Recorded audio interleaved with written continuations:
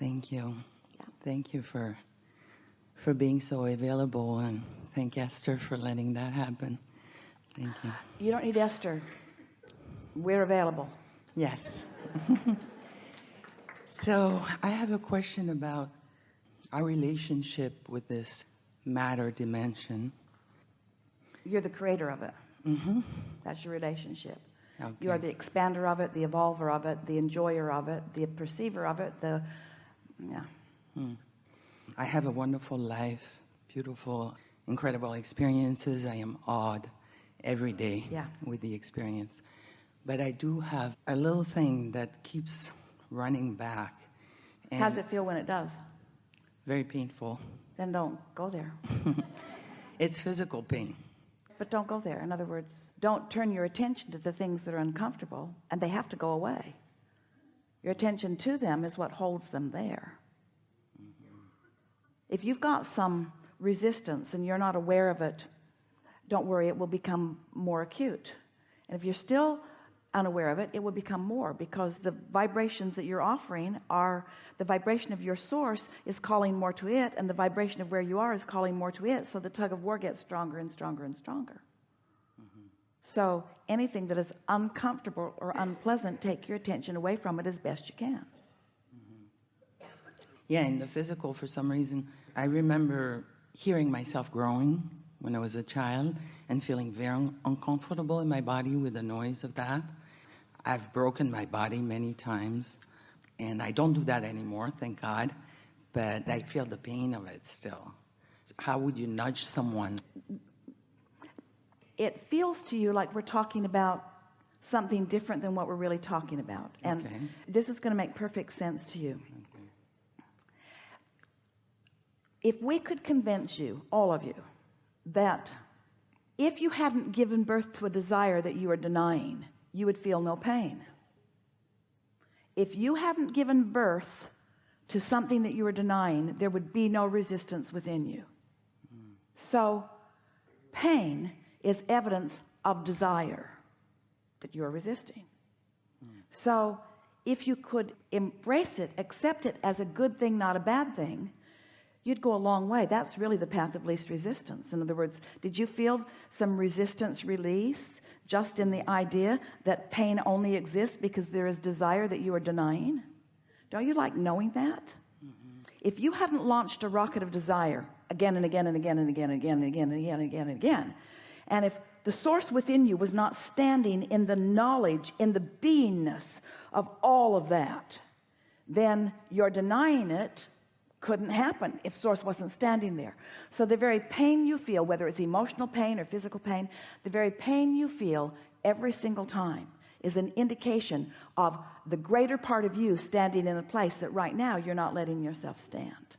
So revel in where the greater part of you is standing, and it dissipates. But comparing yourself to where the inner being part of you stands, that's your painful place. We've been talking a lot about that today, even as we were talking about the steps.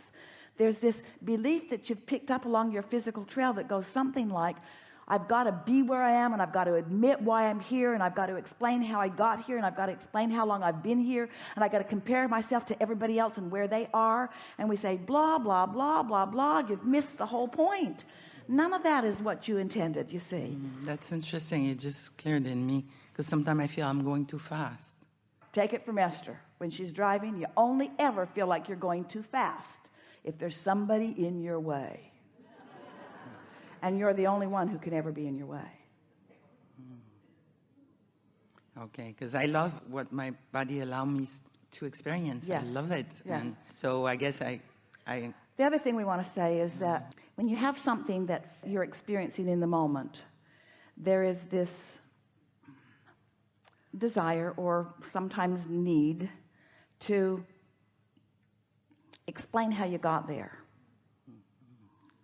And if you could give that up, it would really serve you. You're looking for some big reason for something.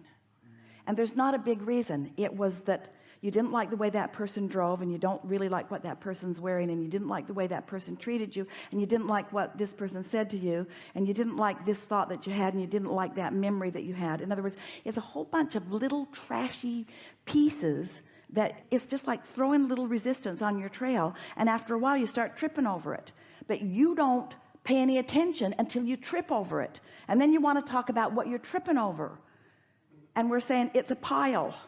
You're tripping over a pile that had a lot of little pieces in it. And if you'll stop throwing the little pieces on the trail, they'll stop being a pile that you trip over. But humans just want to talk about the pile. Well, let's assign a name to the pile. Let's give it a diagnosis, or let's give it a person that's doing me wrong. You get what we're talking about? It's just all the little pieces that you've been throwing on all day, every day. And they weren't big, so you didn't feel them very strong, so you just kept throwing them on until they piled up. And after they piled up, then you tripped over them. Then you noticed them, you see. Yeah.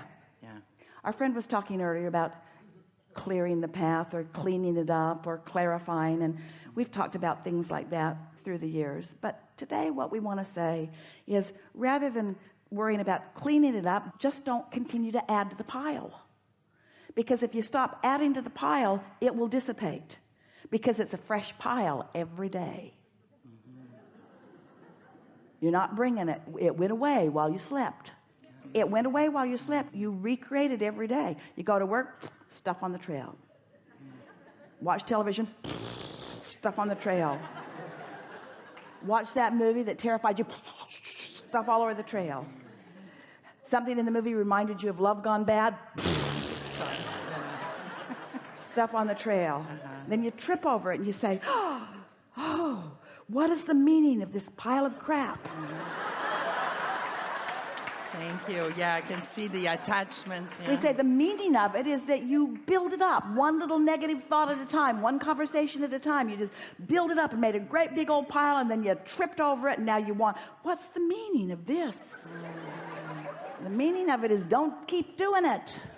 Thank you. Yeah, because I can see I came here with the question already, with the concept I'm attached to the pain body, you know, and so just let go of that meaning, right? Just let it is our promise to you that as you do less and less and less of that throwing stuff on your path of least resistance, in time you'll have a clear path, mostly clear path, and there'll be enough momentum that even though you're going to continue to throw stuff there, because life is causing you to have new experiences, your momentum will be enough that you can overcome it. In other words, you're going fast enough. Esther knows this too. You can go through about any pile. Get enough speed and momentum, girth. She loved the monster bus for that reason. She knew she could run over anybody that was in her way. And they all seemed to know it too. She'd look in her rearview mirror as she was entering, and they just cleared a path for her. They knew. She was big, she was going fast, and they better get out of the way. Jumping off the